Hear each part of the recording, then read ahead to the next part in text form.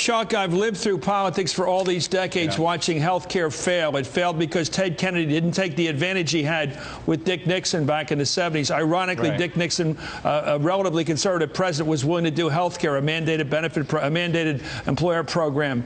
We blew it with Carter and Kennedy not getting along. We blew it with the Clintons not getting along with some people on Capitol Hill like Jim Cooper of Tennessee.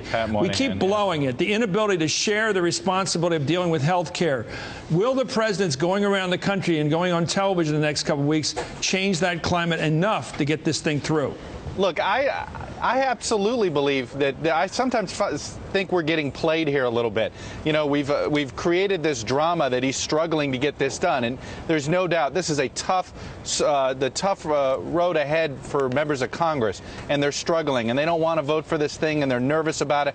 They don't know what it's going to look like a year from now, and they're worried about explaining how, hey, guess what, that health care reform bill we passed, well, you know what, you're not really going to feel it for 3 or 4 years. So they're nervous about this whole thing.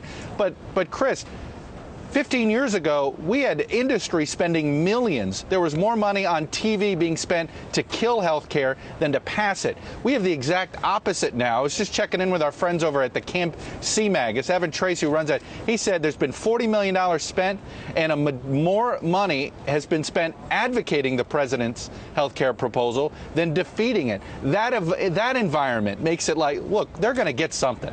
They're not going to do nothing. They're going to get something. Now, what it looks like in the end, that's a whole nother story.